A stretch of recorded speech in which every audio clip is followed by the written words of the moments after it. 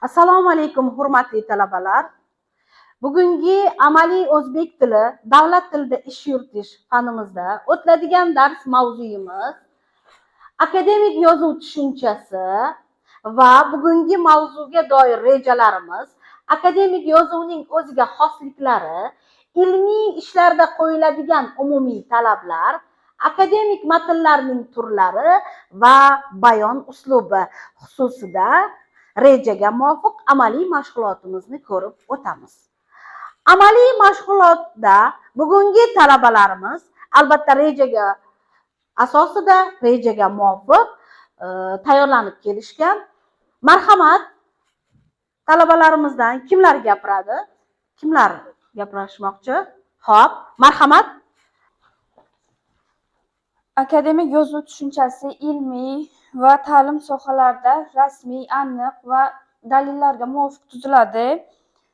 Bunda yozuvda asosan ilmiy izlanishlar, tahlillar, fikrlar dalillarga muvofiq yaratiladi. Yaxshi, marhamat, o'tiramiz o'rnimizga. Kimda yana qanday fikrlar bor? Marhamat. Akademik yozuv tushunchasida ilmiy ishlarga qo'yiladigan umumiy talablar quyidagilardan iborat: dolzarblilik, ilmiy yangilik, ilmiylik, ishonchlilik, mantiqiylik va rasmiylashtirish kabilar kiradi. Yaxshi, juda ham to'g'ri. O'tiramiz. Yana qo'shimcha fikrlar mavjudmi? Yana qanday qo'shimcha fikrlar mavjud? Ilmiy ishlarga qo'yiladigan umumiy talablar quyidagicha bo'ladi. O'zbekiston va xalqaro standartlar asosida. Birinchisi bu mundarija va tuzilma. Ilmiy ish quyidagi asosiy qismlardan iborat bo'ladi. Birinchisi bu kirish, ikkinchisi asosiy qism bolalar va bo'limlar, xulosa va takliflar. Yaxshi, boblar va bo'limlar. To'g'rimi Jasmina? Boblar va bo'limlar. Xulosa va takliflar, foydalanilgan adabiyotlar ro'yxati и qo'shimchalar agar kerak bo'lsa.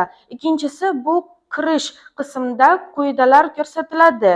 Bu mavzuning dolzarbligi, maqsad va vazifalari, tadqiqot obyekti va predmeti, tadqiqot metodlari, ishning ilmiy yangiligi va amaliy ahamiyati. Uchinchisi bu asosiy qism, ilmiy manbalarni tahlil qilish, muammo holatni o'rganish, tadqiqot natijalari, grafik, jadval, chizma va statistik ma'lumotlar. To'rtinchisi bu xulosa va takliflar, tadqiqot yakunlari, asosiy xulosalar, amaliy tavsiyalar. Yaxshi, barakalla. O'tiramiz.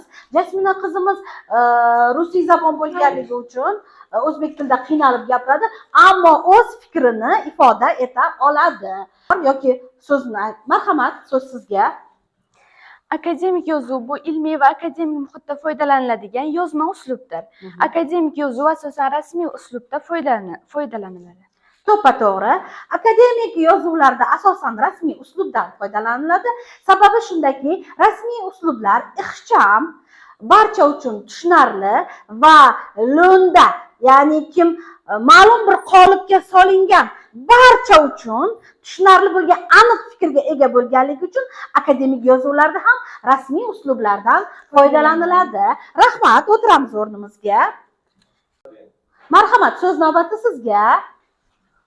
Demak, akademik yozuv bu ilmiy fikrni asosli, tartibli va dalillangan holda ifodalash san'atidir. Barakalla, to'g'ri, o'tiramiz. Demak, biz o'z mavzuyimizdan kelib chiqqan holda shuni aytmoqchimanki, O'zbekistonda yashovchi barcha millat va elatlarning urf-odatlari, an'analari, tillari har doim ular e'tiborga olinadi va e'tirofda. Shu bilan birga O'zbekiston davlatining o'zbek tili ham har doim qadrlanishi va hurmat sifatida qaralishi lozim. O'zbekiston miqyosida, jahon nufuzida o'zbek tilini rivojlantirishga qaratilayotgan e'tibor vaqtida akademik yozuvni ham yuksaltirishimiz maqsadga muvofiqdir.